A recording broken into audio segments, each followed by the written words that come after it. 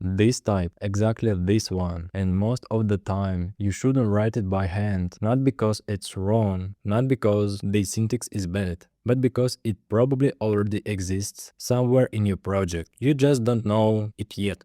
And until you realize that your types will slowly drift away from reality, and TypeScript won't say a single word about it. I've seen this in dozens of projects. There is one main type that comes from the backend, and next to it, a whole zoo of types: UserPreview, UserShort, UserCard, UserBasic. Different files, different developers. The same fields appear again and again: ID, name, email, written from scratch, sometimes 3 times, all for one simple reason: to pass only part of the data to a component. Today, we'll look at why this is a slow burn architecture problem and how you can fix it with just 3 lines of code. Let's play out a scenario. We have a type called user. It comes from the backend. Everything is fine. We get the data from the API.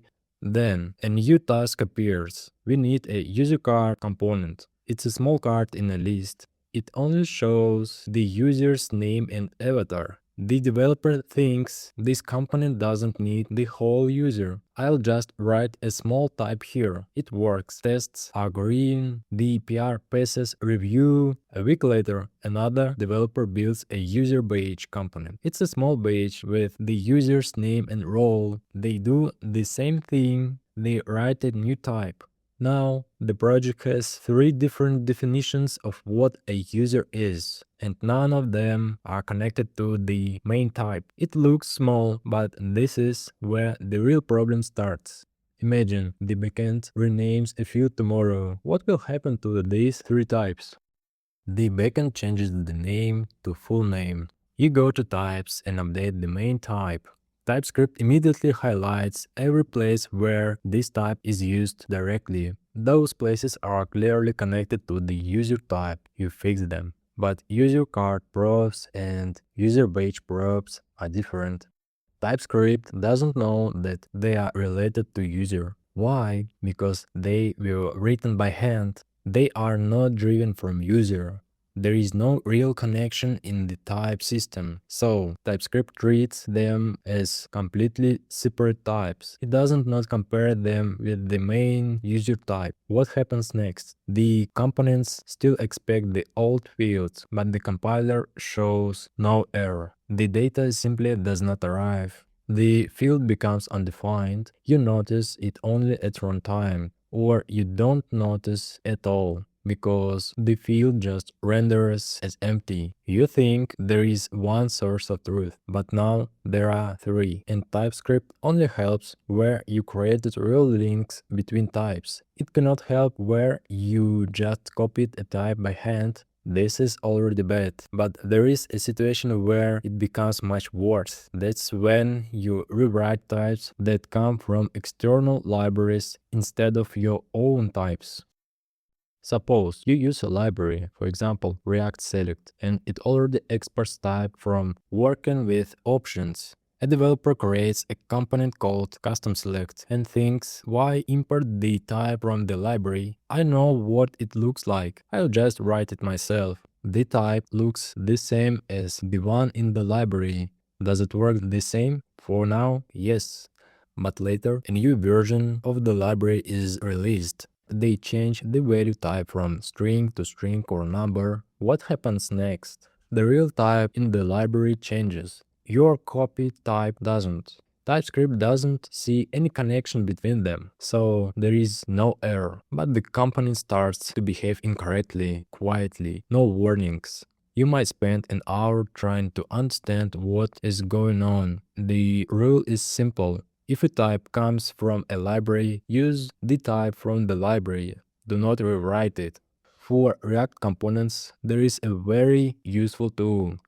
Component props is a built-in utility type from React. It extracts the prop of any component.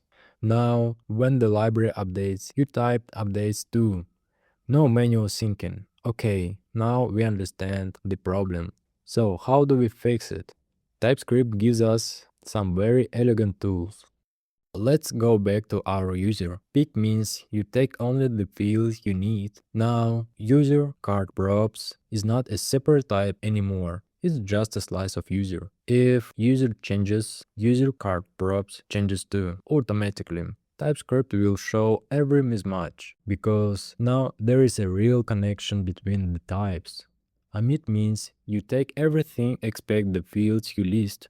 Partial makes every field optional. A classic case is a page request. A user may update only the name, or only the avatar, or both. Requiring the whole user object would be wrong. Partial makes every field optional. So, this works naturally. For components from libraries, there is a component props. These three tools, pick, omit, and partial, cover most real cases. Instead of copying a type by hand, you transform an existing one. Look at the difference. On the left, you have three interfaces. Someone synced them manually once. Sooner or later, they will drift apart. On the right, there is one source of truth and three lines with utility types. The second approach is not just shorter, it is structurally safer. Now the compiler helps you during refactoring. Everything we talked about works when the source of truth is a TypeScript type, either one you wrote yourself or one you manually copied from the backend. But in most real teams, the source of truth lives somewhere else. It might be a GraphQL schema, an open API spec, or protobuf definitions. In that world, writing types by hand is usually an empty pattern. The solution is code generation. For example, with GraphQL, tools like GraphQL, CodeGen read the schema and automatically generate TypeScript types. After that, nothing really changes. You still use pick, omit, or partial on top of the generated types. The key rule is simple. You never write API types by hand. They are generated every time the schema changes. The backend schema changes, you generate the types. TypeScript then highlights every place that needs to be updated. That is what a real single source of truth looks like. Not a file inside your project, but a shared contract between teams.